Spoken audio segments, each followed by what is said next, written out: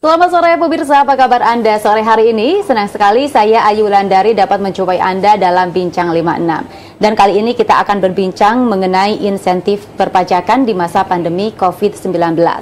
Setelah beredar wacana pemerintah memberikan insentif pajak kepada wajib pajak, akhirnya pemerintah melalui Menteri Keuangan ini mengeluarkan PMK nomor 23 tahun 2020 tentang insentif pajak untuk wajib pajak terdampak wabah virus COVID-19, kemudian juga dikeluarkan PMK nomor 44, PMK 03 di tahun 2020. Dan tentunya pemberian insentif ini sebagai respon dari pemerintah atas menurunnya produktivitas para pelaku usaha. Untuk itu kita akan bahas bersama yakni bersama Kakanwil DJP Kalimantan Barat. Selamat sore Bapak Ahmad Jamhari. Selamat sore Kak Ayu. Iya, selamat datang kami ucapkan di studio TVRI Kalimantan Barat. Dan ini pertama kalinya Bapak hadir bersama kami menyapa pemirsa Kalimantan Barat. Terima kasih telah berkenan hadir, Pak. Terima kasih, baik. Pak Ayu. Ini sebelum kita membahas mengenai insentif perpajakan di masa pandemi COVID-19 ini, Pak, dengan perkembangan pandemi COVID-19 ini, bagaimana kondisi penerimaan pajak di Kanwil DJP Kalimantan Barat? Terima kasih, Mbak Ayu. Sebelumnya saya ingin mengucapkan selamat sore, assalamualaikum kepada seluruh pemirsa TVRI Kalbar ya. Nah, secara umum dapat saya sampaikan bahwa kinerja penerimaan pajak untuk DJP Kanwil DJP Kalimantan Barat masih positif ya. Artinya ada pertumbuhan dibandingkan periode yang sama tahun 2019, meskipun pertumbuhannya tadi positifnya sangat sedikit. Ya. Jadi dari target 8,4 triliun saat ini sudah terkumpul 2,4 atau 2,7 triliun, yang artinya kisarannya ada sekitar 30% sudah. 30% dari target setahun. Dari target setahun, berarti masih ada 70% lagi? Masih ada 70% lagi untuk dikejar. Diraih dalam waktu kurang lebih berapa bulan ke depan? 7 bulan kurang. Nah, sekarang kan udah bulan Juni. Optimis tidak Pak nanti akan mencapai target? Insya Allah. Meskipun memang situasinya terbilang sulit begitu ya? Iya, kalau kita berasumsi sekarang ini kan sekitar 6% di atas, positif 6%, kalau berjalan terus kan berarti insya Allah ya 100% mungkin insya Allah tercapai. Baik. Ya. Nah, bagaimana dengan penerimaan pajak untuk 5 sektor unggulan di Kanwil DJP Kalimantan Barat, Pak? Jadi yang dominan, sektor dominan untuk penerimaan pajak di Kanwil Kalimantan Barat itu masih didominasi oleh perdagangan besar ya, khususnya untuk otomotif nih, kendaraan roda 4 dan roda 3 itu peranannya itu sekitar 24% dari total penerimaan sampai dengan bulan pertengahan Juni ini. Kemudian yang kedua itu ditopang oleh pertanian, kehutanan, di sini kan ada sawit dan sebagainya, perikanan juga ada sumbangannya itu 17%. Kemudian manufaktur atau pengolahan, industri pengolahan itu 14%, jasa keuangan, ini perbankan, asuransi dan sebagainya 13%, kemudian ada juga transportasi dan pergudangan itu 7%. Nah, sisanya itu dari bermacam-macam lapangan usaha itu kalau dijumlahkan itu 22%. Sehingga total dari 2,4 atau 2,7 triliun ini perimbangannya itu tadi persentase masing-masing sektornya seperti itu. Baik, selanjutnya ini terkait SPT ya Pak. Nah, realisasi penyampaian SPT tahunan di lingkungan Kanwil DJP Kalimantan Barat saat ini seperti apa Pak? Kita ada yang namanya indeks kinerja utama ya, atau KPI ya. Kita diharapkan itu kepatuhan wajib pajak di sini itu 82% targetnya. Tapi dengan sampai saat ini kita baru mencapai 62%, 63%. Nah, jadi masih harus bekerja keras lagi ya.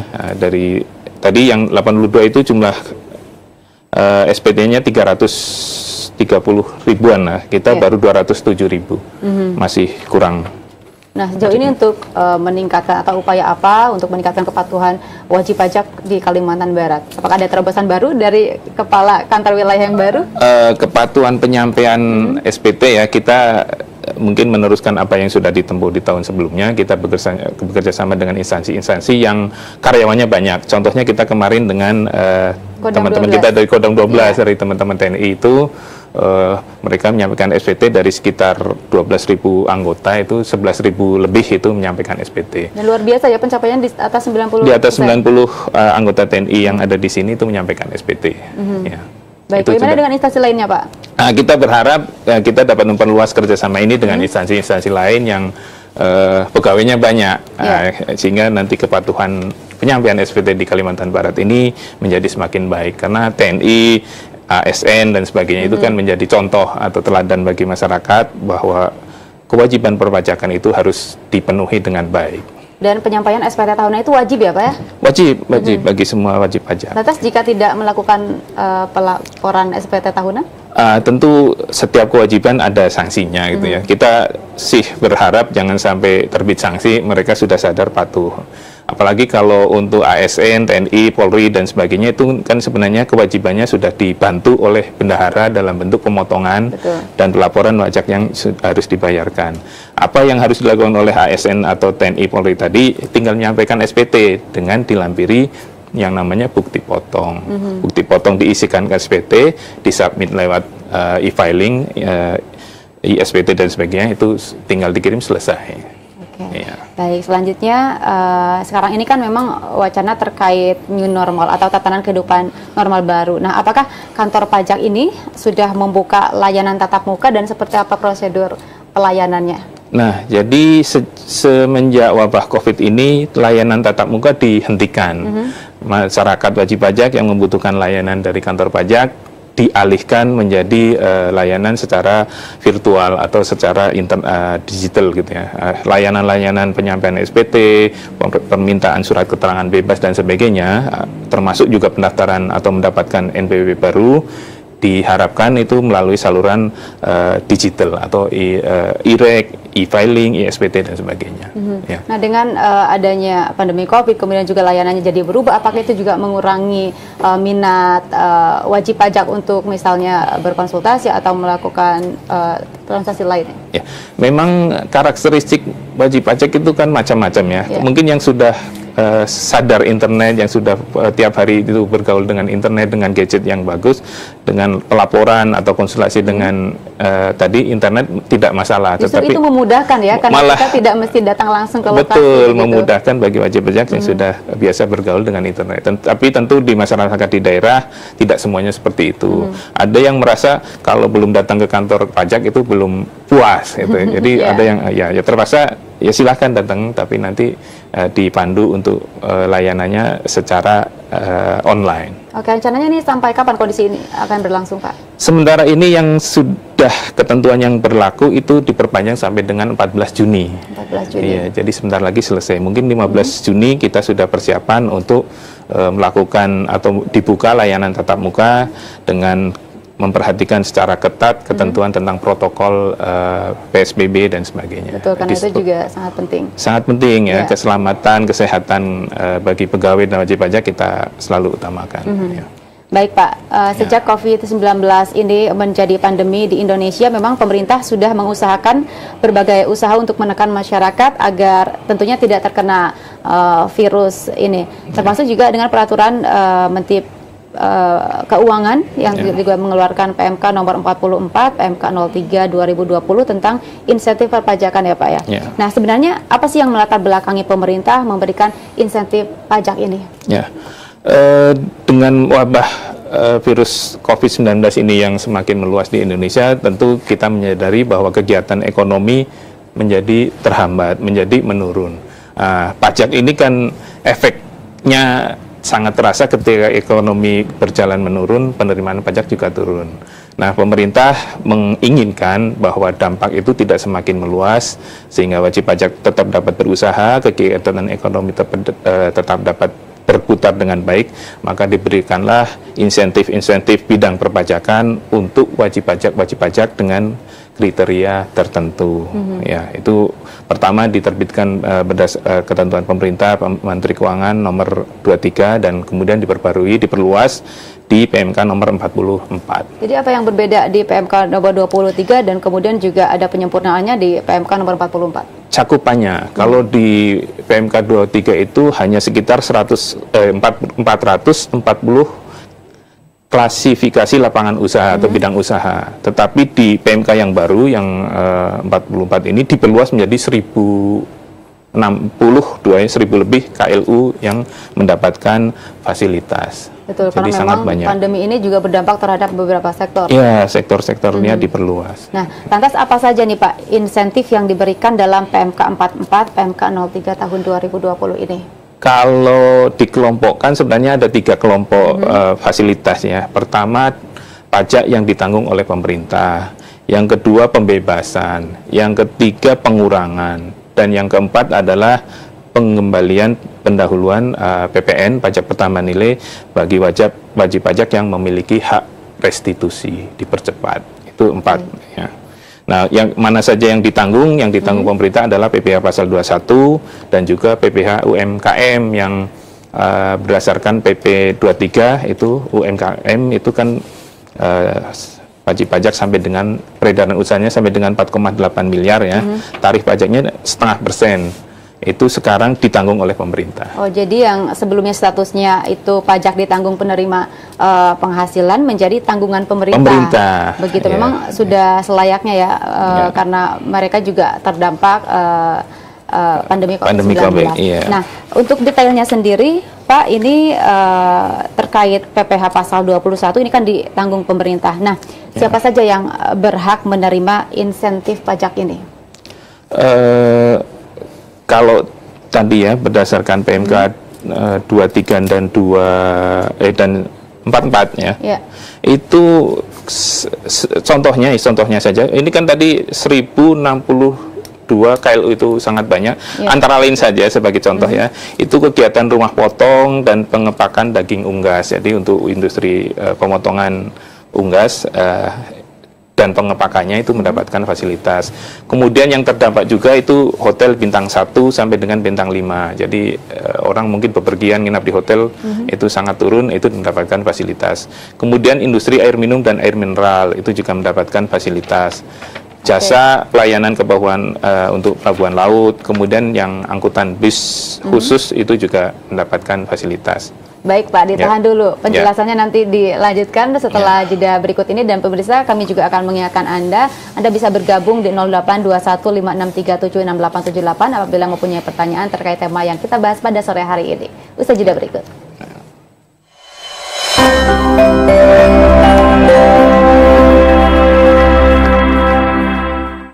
Terima kasih Anda masih bersama kami dalam Bincang 56. Kita masih berbincang di sini mengenai insentif perpajakan di masa pandemi COVID-19, tentunya bersama Bapak Ahmad Jamhari selaku Kepala Kanwil DJP Kalimantan Barat. Dan tadi Bapak telah menjelaskan terkait insentif PPh pasal 21 ini yang ditanggung pemerintah, yang berhak menerimanya diantaranya yang menerima penghasilan dari pemberi kerja termasuk wajib pajak dengan KLU tertentu, yakni kegiatan rumah potong dan pengepakan daging unggas, kemudian juga hotel berbintang maksud kami dan lainnya. Kemudian siapa lagi Pak yang berhak selain yang tadi disebutkan sama Bapak? Tadi untuk pasal 21 ya. Kemudian untuk pasal 22 itu jumlah KLU-nya ada 102 kelompok klasifikasi lapangan usaha ya. Itu antara lain minyak goreng, industri pencetakan kain ya untuk kain, semen, kabel listrik, konstruksi jalan raya dan juga konstruksi bangunan prasarana sumber daya air dan lain sebagainya, itu mendapatkan fasilitas pembebasan pasal 22 atas impor yang mereka lakukan. Juga untuk wajib pajak perusahaan yang ini mendapatkan KITE itu KITE ya, kemudian impor untuk tujuan ekspor. Jadi untuk reekspor lagi impornya itu mendapatkan pembebasan pasal 22 impor. Kemudian juga untuk pengusaha-pengusaha atau badan usaha yang berusaha di kawasan berikat itu juga mendapatkan fasilitas pembebasan PPh pasal 22 atas impor yang mereka lakukan. Baik, terkait prosedur pemberian insentif di PPh pasal 21 bisa dijelaskan? Untuk pasal 21 prosedurnya wajib pajak itu atau pemberi kerja ya. Pasal 21 kan pajak yang dipotong oleh pemberi kerja. Itu pemberi kerjanya harus menyampaikan pemberitahuan kepada kantor pajak secara online di www.pajak.go.id, menyampaikan kemudian memilih menu KSWB, konfirmasi status wajib pajak, dan nanti kantor pajak akan memberikan jawaban apakah permohonan untuk mendapatkan fasilitas tadi disetujui atau enggak. Itu dapat dilihat di menu yang ada di tadi situs pajak.go.id. Tentunya permohonan diterima atau ditolak itu berdasarkan kriteria yang ditetapkan. Ada yang kriteria yang ditetapkan, ada syarat-syaratnya. Ya. Baik, selanjutnya Pak. Ya. Kemudian untuk yang pasal 22 itu juga kurang lebih sama ya. Mereka juga harus menyampaikan surat permohonan SKB. Kalau tadi dia menyampaikan pemberitahuan, kalau pasal 22 sifatnya adalah pembebasan, sehingga yang mereka dapatkan dari kantor pajak adalah surat keterangan bebas, pasal 22 impor. Sama, mereka menyampaikan di website pajak.go.id, kemudian nanti akan disampaikan jawaban secara online juga. Oke, itu jawabannya berapa lama proses menunggu jawabannya Pak? Seharusnya segera sih, ada jangka waktu tertentu ya untuk segera dilakukan jawaban.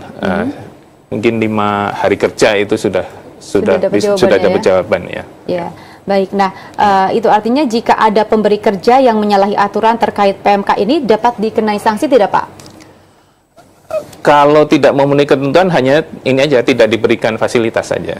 Jadi ketika dia tidak mendapatkan fasilitas PPh pasal 21 yang ditanggung pemerintah, ya dia harus memungut atau memotong PPh terhadap karyawan, ya gaji yang dibayarkan kepada karyawan dan disetorkan secara biasa, secara tidak mendapatkan fasilitas. Ya. Baik, untuk jangka waktunya sendiri, pemberian insentif PPh pasal 21? Pasal 21 berlaku sampai dengan September, masa pajak April kemarin ya, mulai diterbitkan PMK itu, kemudian sampai dengan masa pajak September yang dilaporkan di bulan Oktober tahun 2020. Baik, itu artinya sudah berjalan selama kurang lebih 2 bulan? Sudah berjalan selama 2 bulan. Ya. Nah, kemudian Pak, ini apabila sudah mendapatkan insentif tersebut, bagaimana kan nanti pertanggungjawaban selanjutnya? Memang ada kewajiban ketika sudah mendapatkan fasilitas itu, untuk yang pasal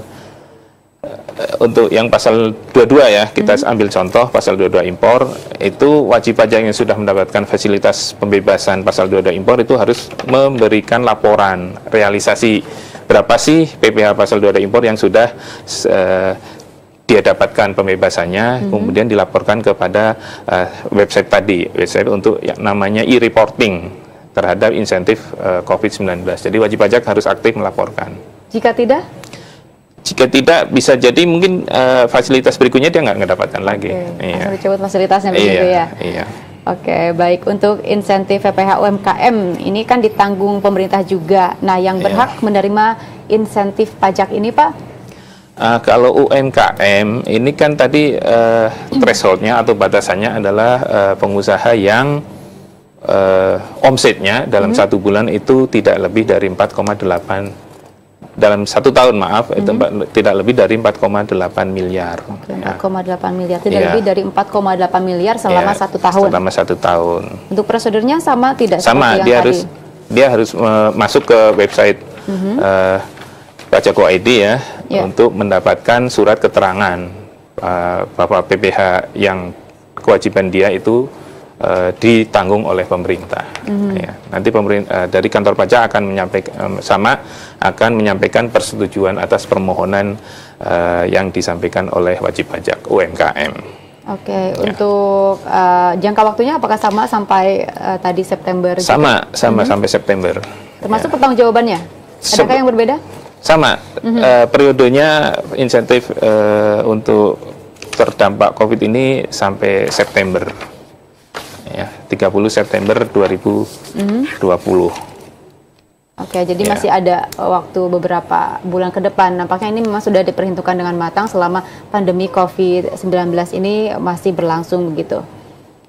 Nah, dari beberapa insentif yang diberikan oleh pemerintah terhadap wajib pajak yang terdampak COVID-19, khususnya para pelaku usaha, untuk di Kalimantan Barat sendiri, sejauh ini sudah banyak yang mendaftar untuk dapat fasilitas tersebut? Kalau kita lihat, kita punya monitoring ya, monitoring atau dashboard terhadap permohonan yang diajukan, permohonan yang disetujui, dan permohonan yang ditolak. Itu untuk masing-masing kriteria tadi ya. Kita ambil contoh untuk PPh pasal 21 ya, permohonannya tadi apa, ditanggung oleh pemerintah ya. Jumlah permohonan itu 329 permohonan untuk satu kanwil. Kemudian yang sudah disetujui itu 277. Sedangkan sisanya yang 52 itu kita anggap tidak memenuhi kriteria untuk diberikan fasilitas PPh pasal 21 ditanggung oleh pemerintah. Kemudian yang pembebasan pasal 22 impor, dari yang mengajukan 8, yang disetujui hanya 6, yang 2 ditolak. Alasannya apa Pak kalau boleh tahu, yang dari yang mengajukan kemudian ditolak, kriteria apa yang mereka tadi kan tidak ada, miliki? Kebanyakan dari yang ditolak itu. Saya belum tahu pasti untuk bisa dicek ininya, jenis usahanya. Tapi mungkin kemungkinan itu di luar KLU yang tadi 102 KLU yang mendapatkan fasilitas ya, bukan minyak goreng, semen dan sebagainya. Ya. Baik. Nah, untuk sosialisasinya sendiri, apakah wajib pajak sudah mengetahui sejauh ini tentang adanya insentif yang diberikan oleh pemerintah? Sosialisasi ini kalau pada masa normal kita undang wajib pajak dan sebagainya, tetapi ini kan situasi ini kita tidak tatap muka. Sosialisasi sama disampaikan secara online dengan media Instagram, YouTube dan sebagainya, itu selalu ini, dan juga ada tadi website kita Pajak.go.id, ada TV-nya dan sebagainya. Masyarakat kita harapkan mengakses informasi, mendapatkan informasi tentang fasilitas perpajakan itu melalui situs-situs yang tersedia. Dan nampaknya kalau misalnya melihat dari wajib pajak yang sudah melakukan pendaftaran, begitu itu responnya begitu positif yang diterima oleh mereka ya Pak ya? Iya, cukup banyak. Bahkan untuk yang UMKM ini ada 1.736 mengajukan fasilitas tadi. UMKM kan dari yang berapa itu, dari jumlah total keseluruhan? 1.736 dan semuanya diterima, disetujui. Semuanya diterima. Iya. Jadi sudah memenuhi kriteria dan diberikan fasilitas. UMKM tadi kan ditanggung oleh pemerintah. Iya, baik. Kemudian juga ini kan tidak hanya tadi pasal 21, kemudian pasal 22 insentif ini juga ada untuk insentif pengurangan angsuran PPh pasal 25. Ini sebesar 30%. Nah, siapa saja Pak yang berhak menerima insentif pajak ini? Untuk wajib pajak yang mendapatkan fasilitas pengurangan PPh pasal 25 ya, ini kriterianya adalah wajib pajak ini sama, ininya adalah KLU juga batasannya, yaitu ada 102 KLU, antara lain ya, ini minuman ringan, kemudian kain rajutan, farmasi juga dapat fasilitas pengurangan angsuran pasal 25 sebesar 30%. Kemudian juga industri sepeda motor ya, roda 2 dan 3 dan sebagainya yang terkait kendaraan roda 2 itu juga mendapatkan fasilitas. Kemudian sama di yang lain itu perusahaan yang mendapatkan status KIT, kemudahan impor untuk tujuan ekspor, dan juga pengusaha-pengusaha atau wajib pajak yang berada di kawasan berikat. Itu mendapatkan fasilitas pengurangan angsuran PPh pasal 25 sebesar 30%. Oke, 30%, termasuk prosedur dan jangka waktunya juga sama Pak? Sama, sampai dengan September 2020. Baik. Nah, ini kan ada beberapa klasifikasi para pengusaha atau wajib pajak, jika dilihat dari persentase yang memanfaatkan ini, banyaknya di insentif 21%, 21, pasal 21, pasal 25, atau di pasal 20 atau di pasal lainnya Pak?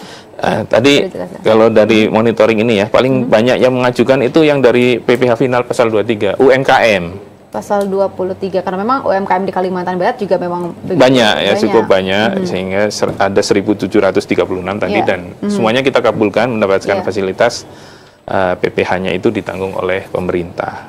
Oke, karena memang juga syarat untuk mendapatkan ini tidak begitu ribet begitu ya Pak ya? Iya, mungkin mereka lebih sederhana oleh UMKM. Oke, baik. Nah, ini ada satu lagi untuk insentif pengembalian pendahuluan PPN. Ya. Nah, Bapak bisa jelaskan siapa saja yang berhak? Yang terakhir dari fasilitas itu adalah untuk PPN. Bentuknya adalah tadi wajib pajak yang berhak mendapatkan restitusinya itu dipercepat.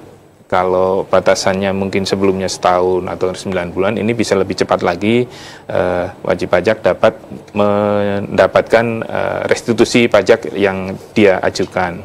Siapa yang mendapatkan? Itu wajib pajak yang permohonan lebih bayarnya itu sampai dengan 5 miliar. Sampai dengan 5 miliar. Ya. Oke. Cukup besar sebenarnya cuma 5 miliar ini. Terus siapa yang dapat?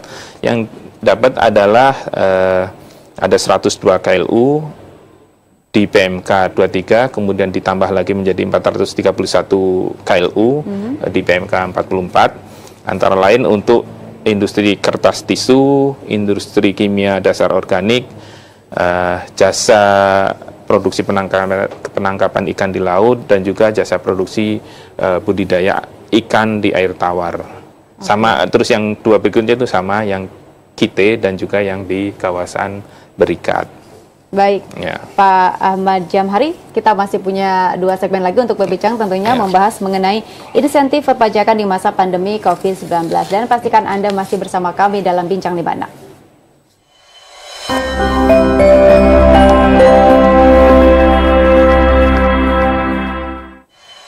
Terima kasih Anda masih bersama kami dalam Bincang 56, dan tadi Bapak Ahmad Jamhari selaku Kakanwil DJP Kalimantan Barat telah menjelaskan memang ada beberapa fasilitas yang bisa didapatkan oleh wajib pajak tentunya di masa pandemi COVID-19 ini dengan insentif perpajakan yang memang bisa dimanfaatkan semaksimal mungkin harusnya oleh wajib pajak khususnya ada di Kalimantan Barat ini. Nah, ini kembali ke wacana new normal di mana tatanan kehidupan yang baru tentunya juga harus dipersiapkan oleh berbagai pihak, termasuk juga dari kantor DJP Kalbar nih Pak. Nanti ke depannya boleh diinformasikan mungkin kalau misalnya wajib pajak yang ingin mengunjungi kantor DJP harus seperti apa. Selain tentunya juga kita ketahui bahwa sekarang dimanapun kita harus menggunakan masker begitu. Ya, terima kasih. Jadi tadi udah disampaikan pembatasan ataupun penghentian layanan tatap muka itu sampai dengan tanggal 14. Jadi insya Allah mulai tanggal 15, sebagianan kantor pajak itu sudah dilayani dengan tatap muka secara langsung. Wajib pajak bisa datang ke kantor pajak. Tentu kita sudah melakukan persiapan ya untuk pegawai kantor pajak, kita sosialisasikan tentang protokol sesuai dengan panduan dari gugus tugas dari pemerintah provinsi maupun pemerintah kota Pontianak tentang misalnya jaga jarak, harus hand sanitizer, kemudian juga ada sebagian malah yang memakai face shield gitu ya, jadi kayak helm itu tutupan. Kemudian antara petugas pajak dengan wajib pajak yang dilayani ada sekat juga dari kaca atau akrilik yang membatasi interaksi antara petugas pajak dengan wajib pajak. Kemudian juga ada ruang tunggu di TPT itu kita nanti maksimal itu 1/3 atau setengah dari kapasitas ruang tunggu itu boleh maksimal harus segitu, tidak boleh lebih.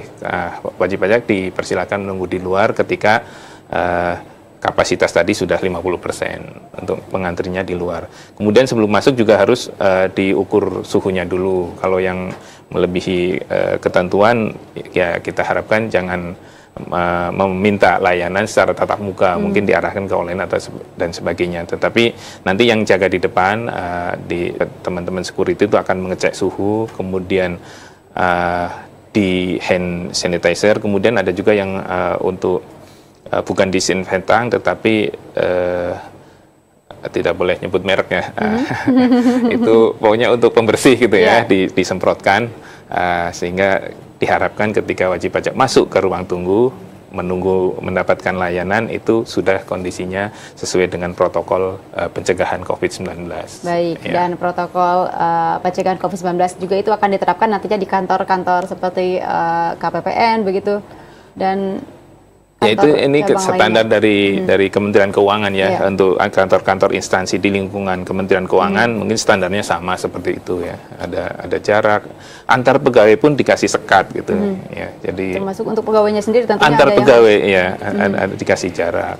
kemudian tadi ya apa ya, ada yang ini ya, kalau kacamata Google dan sebagainya itu mereka pakai untuk jaga-jaga lah.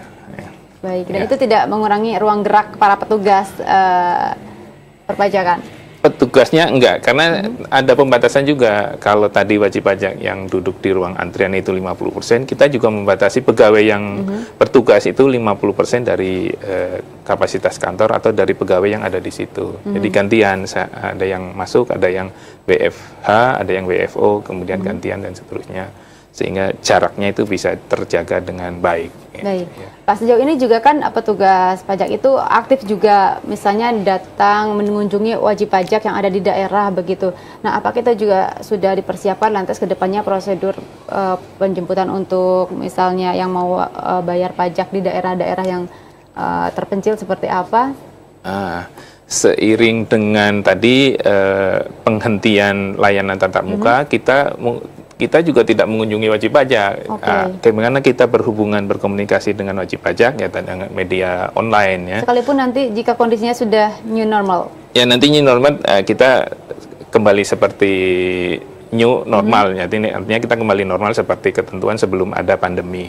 Tapi kemarin selama pandemi ya kita sama dengan antar kita juga kita berkomunikasi itu dengan Zoom, SMS, telepon dan sebagainya.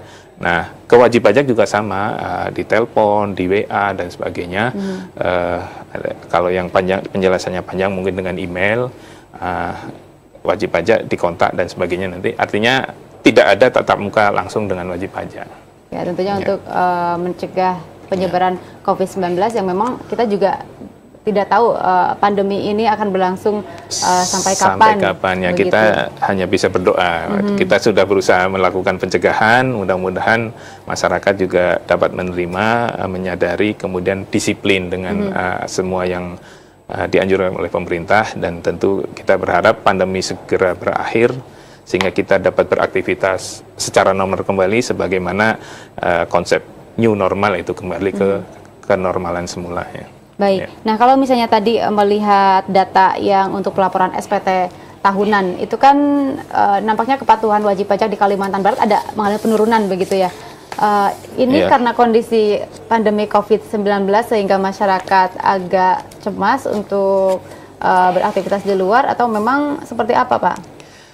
Mungkin tadi kan variasi masyarakat ini kan banyak ya. Tadi kalau yang sudah biasa internet mungkin malah seneng lapor SPT, kewajiban pelaporan itu dilakukan secara online. Tetapi tentu ada sebagian masyarakat kita yang belum akrab dengan dunia internet, dunia digital. Jadi mungkin dengan dihentikannya layanan tatap muka, mereka terkendala untuk melakukan kewajiban pelaporan SPT. Atau mungkin bisa jadi wajib pajak ini belum memahami betul kewajibannya sebagai wajib pajak, Pak? Mungkin juga, tapi kita punya data ya, kalau yang tahun kemarin atau 2 tahun sebelumnya menyampaikan SPT, tetapi sampai saat ini kemarin batas waktu penyampaian SPT mereka belum menyampaikan, kita hubungi tadi dengan Zoom, email, telepon dan sebagainya, mengingatkan, Pak, Bu, ini sudah tanggal sekian, Bapak belum menyampaikan SPT, mungkin lupa atau sebagainya. Ya, sebagian ada yang merespon dengan segera melakukan pelaporan. Termasuk juga memang luar biasa beberapa hari kebelakang juga kantor DJP gitu memberikan penghargaan bagi salah satu instansi yang memang berkontribusi besar. Iya, kepatuhannya penyampaian SPT-nya tinggi, presentasinya ya kita berikan penghargaan. Dan itu penghargaan seperti itu biasa dilakukan tiap tahun Pak untuk memotivasi mereka atau seperti apa? Tahun ini kita baru merintis ya, mudah-mudahan tahun depan kita bertambah lagi instansi yang lain, persentase penyampaian SPT dari pegawainya itu tinggi dan kita tidak segan-segan kasih penghargaan lagi. Semua juga diikuti oleh instansi lainnya. Begitu. Dan tentunya memang wajib pajak harus memahami bahwa melakukan pelaporan SPT tahunan itu wajib dilakukan. Sanksinya apa sih Pak kalau misalnya tidak? Kita sanksi ini itu ya. Masyarakat kita kadang-kadang ketika ada aturan itu yang ditanya sanksinya apa. Kalau sanksinya berat, dipikir-pikir dulu. Kalau ringan, nampaknya disepelein begitu ya Pak? Cobalah mereka berpikir ketika seperti ini, ketika disuruh sholat ya sholat gitu kan. Tidak berpikir kalau saya nggak sholat apa sanksinya kan. mudah-mudahan tidak persis seperti itu, tetapi nuansanya adalah ketika ada kewajiban dari negara, kewajiban dari pemerintah kepada masyarakat, itu ya dipatuhi, jangan cari sanksinya dulu. Kalau ringan ditinggal, berat Kalau dilaksanakan. berat, iya. Nah, tapi kita sebelum sampai jatuh sanksi, ya kita tadi himbau ingatkan, Pak, Bu, Bapak atau Ibu belum menyampaikan SPT, tolong segera disampaikan. Termasuk waktunya juga, wajib pajak harus mengetahui kapan waktu untuk pelaporan SPT tahunan tersebut. Ada relaksasi juga. Kemarin kan untuk kondisi normal, penyampaian SPT orang pribadi itu tanggal 31 Maret. Betul. Tiap tahunnya. Itu untuk tahun ini diperpanjang sampai dengan 30 April. Ya, Ada jadi 1 bulan. ada 1 bulan relaksasi. Ya, diharapkan cukup bagi wajib pajak orang pribadi ya untuk menyampaikan SPT-nya. Ya kalau masa pandemi dia kesulitan, ya masih ada waktu 1 bulan. Tapi sekarang kan sudah bulan Juni ya, ya semestinya sudah menyampaikan. Tapi dari data ini baru 62% wajib pajak yang wajib SPT di Kanwil Kalimantan Barat ini yang sudah menyampaikan SPT. 62% yang sudah menyampaikan SPT. Iya. Dan itu yang mendominasi instansi pemerintah. Atau? Kalau dirinci ada orang pribadi ini, ada orang pribadi yang melakukan pekerjaan bebas, ada orang pribadi yang dari pekerjaan, penghasilannya dari pekerjaan. Umumnya yang kepatuhannya tinggi adalah yang dari pekerjaan. Karena mereka memang dikoordinir oleh perusahaannya kan sudah kalau instansi pemerintah bendaharanya sudah memotong melaporkan, kalau instansi swasta mungkin bagian keuangannya juga sama melakukan pemotongan pelaporan, dan bukti potongnya itu sebagai dasar penyusunan SPT oleh wajib pajak yang karyawan tadi. Itu biasanya kepatuhannya lebih tinggi. Oke. Baik, nah terkait insentif ini juga tentunya wajib pajak telah memanfaatkan untuk di Kalimantan Barat, termasuk juga UMKM yang pengajuannya banyak sekali dan kemudian juga diterima juga. Nah, untuk yang banyak datanya ditolak itu dari pelaku usaha seperti apa, Pak? Kalau prosentasenya yang paling banyak ditolak itu yang pengajuan pengurangan ini, angsuran pasal 25. Angsuran pasal 25. Iya, dari 334 yang mengajukan permohonan untuk mendapatkan fasilitas pengurangan atau relaksasi, yang ditolak itu 57. Yang disetujui 210. Oke, 210 disetujui, 57 ini ditolak. Dan itu kalau misalnya sudah ditolak, tidak bisa diupayakan lagi ya Pak ya, karena berarti sudah tidak termasuk kriteria untuk mendapatkan fasilitas tersebut. Iya. Oke, baik. Nah tentunya ini harus diketahui oleh wajib pajak dan juga para pelaku usaha yang mungkin belum mengetahui, karena memang pemerintah memberikan insentif perpajakan di masa pandemi COVID-19 ini hingga nanti bulan September 2020. Dan mungkin ada kemungkinan tidak Pak ini akan diperpanjang. Ya kita tidak tahu, wallahu alam ya. Artinya kalau tidak ada perpanjangan, situasi sudah kembali normal. Kita berharap tidak diperlukan fasilitas insentif seperti ini. Ya, artinya apa? Ya wabah ini segera berakhir lah mudah-mudahan, sehingga tadi wajib pajak ataupun kita dapat bekerja secara normal kembali. Oke, Pak, dari sekian wajib pajak yang sudah mendaftarkan untuk mendapatkan fasilitas yang diberikan oleh pemerintah ini, kebanyakan ini dari misalnya di kota sendiri yang sudah mendapatkan informasi lebih dulu mungkin, atau mungkin yang di daerah juga sudah tahu tentang insentif ini? Ya, kita ini kan ada 7 kantor pajak ya. Betul. 2 itu di Pontianak dan sisanya di luar Pontianak. Walaupun untuk Mempawah ya wilayahnya di luar Pontianak, tetapi kantornya di Pontianak ya. Itu 3 kantor ini yang pengajuannya itu besar. Ya, untuk Pontianak Barat, KPP Pontianak Barat itu jumlah yang mengajukan 222 untuk pasal 21-nya ya. Kemudian Pontianak Timur 329 dan untuk Mempawah 233. Ya, KPP di luar 3 itu untuk pasal 21 pengajuannya di bawah 200. Baik. Ya, di Pontianak sama di KPP Mempawah yang lebih mendominasi begitu. Iya, jadi artinya mungkin populasi wajib pajak banyak di Pontianak dan di Mempawah. Tersebarnya memang banyak di sini, termasuk UMKM juga ya Pak ya? Termasuk UMKM juga. Untuk Pontianak Barat nih, untuk UMKM ini ada 1037. Oke, baik.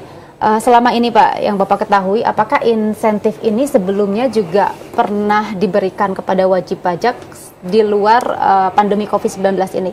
Atau baru kali ini?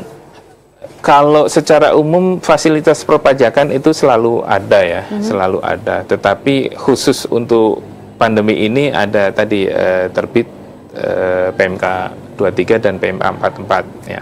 Tapi secara umum untuk industri tertentu, pionir dan sebagainya memang ada fasilitas pajak. Selalu ada fasilitas pajak? Selalu ada, ya. Dan wajib pajak juga memanfaatkan Iya, memanfaatkan. Cuma mungkin ini cakupannya lebih luas, kemudian masanya lebih singkat ya. Selama ini kan hanya berlaku sampai dengan September tadi ya, 30 September. Kalau yang biasanya industri tertentu ada fasilitasnya. Memang hanya ada untuk industri tertentu ya Pak ya? Iya, tidak luas seperti sekarang ini. Ini UMKM kan hampir semuanya disetujui permohonannya.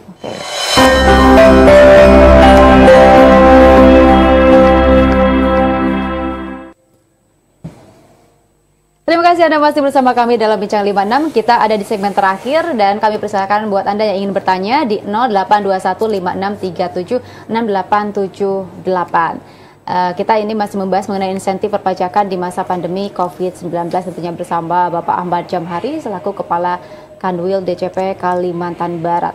Baik Pak, strategi, karena waktu kita juga sudah semakin terbatas, saya ingin mengetahui strategi kedepannya agar untuk meningkatkan kepatuhan wajib pajak di Kalimantan Barat ini, apalagi di tengah pandemi COVID-19 saat ini. Ya, terima kasih. Tadi saya sampaikan bahwa kepatuhan penyampaian SPT masih 60-an, 62% ya.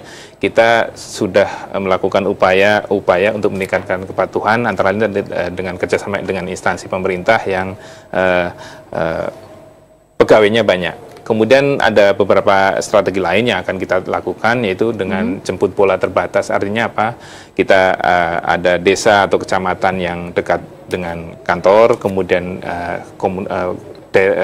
populasi wajib pajaknya di situ banyak, kita datangi sebagian-sebagian dengan layanan di tempat, kemudian kita harapkan wajib pajak menyampaikan di situ, tidak harus ke kantor pajak, tetapi kita yang mendatangi wajib pajak. Ya. Artinya tidak semua door to door, tetapi kita stay, membuat stand di satu tempat, wajib pajak dapat melapor di situ.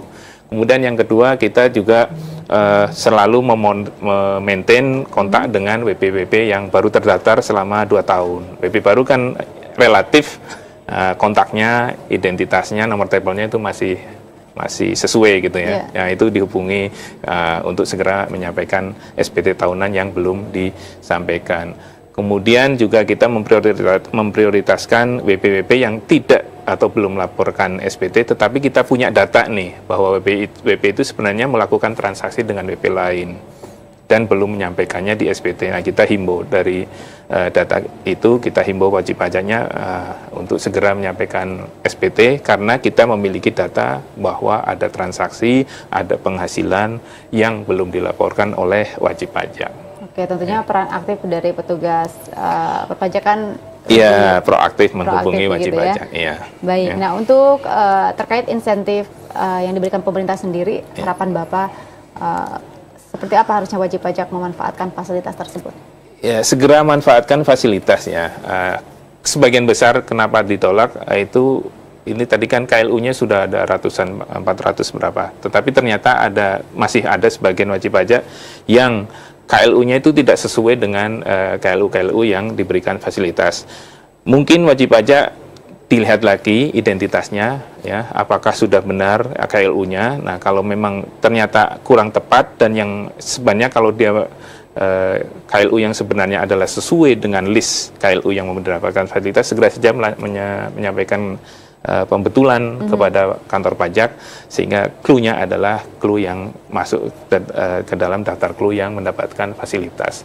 Masih ada waktu, sekarang bulan Juni sampai dengan bulan September, ya, nanti dia dapat melakukan pembetulan SPT-nya sehingga identitasnya menjadi lebih tepat.